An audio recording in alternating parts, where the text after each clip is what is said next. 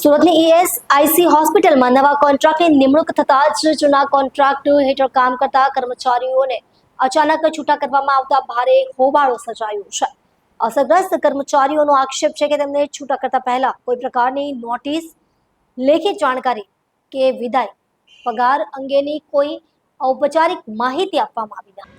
પ્રાપ્ત માહિતી મુજબ હોસ્પિટલની સફાઈ, સુરક્ષા અને લોજિસ્ટિક્સ જેવી સેવાઓ સંભાળતા જૂના ઠેકેદારોનો કરાર પૂરો થતાં જ નવા ઠેકેદારને કામ સોંપવામાં આવ્યું છે। નવા કોન્ટ્રાક્ટર સાથે પોતાની ટીમ લાવ્યા બાદ જૂના કર્મચારીઓને તાત્કાલિક સેવામાંથી હાંકી કાઢવામાં આવ્યા હોવાનું સામે આવ્યું છે।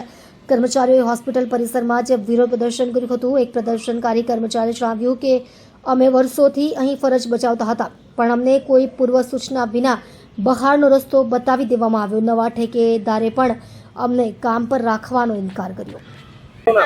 મારું નામ ચેતન બાબાભાઈ રાઠોડ। હવે હું અહીંયા 9 વર્ષથી જોબ કરું છું। 9 વર્ષની અંદર જેટલા બી કોન્ટ્રાક્ટ બદલાયા ત્યાં માણસ એ જ કોન્ટ્રાક્ટ બદલાય છે।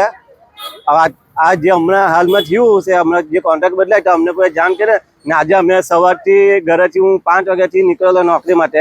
અહીંયા આવ્યો પછી મને ખબર પડી કે ભાઈ કોન્ટ્રાક્ટ પૂરો થઈ ગયો, તમને લેવામાં નહીં આવશે। હવે એ શાના માટે કે અમે જે મેં ઓનલાઈન કમ્પ્લેન કરી, અમારા પૈસા જે ખાતા અમારા પગાર તો 17,000, અમને મળતા સેલરી 10,000 રૂપિયા। એના માટે મેં ઓનલાઈન કમ્પ્લેન કરેલું હતી। એના માટે આ કર્યું છે આ લોકો અમારા માટે। અમને પાછા રિક્વેસ્ટ કરીએ છીએ અમને કે અમને પાછા રિટર્ન લઈ લેવો હોસ્પિટલમાં। મારું નામ મધુબેન હર। કઈ હોસ્પિટલ છે, કેટલા વર્ષથી કામ કરો છો, છૂટા કરી દેવાય શું થશે? આ ESIC હોસ્પિટલ છે અને અમે 5-6 વર્ષથી જોબ કરીએ છીએ અહીંયા, અને અમે અમારું કામ ઈમાનદારીથી કરીએ છીએ। કોઈ દિવસ અમે અમારા કામમાં કોઈ જાતનું એ રાખ્યું નથી। આ હોસ્પિટલ એટલી ખરાબ હતી જ્યારે હમણાં નવી ચાલુ થઈ ત્યારે કે અમારા હાથમાં પણ કાણા પડી ગયા છે। એવું અમે કામ કર્યું છે।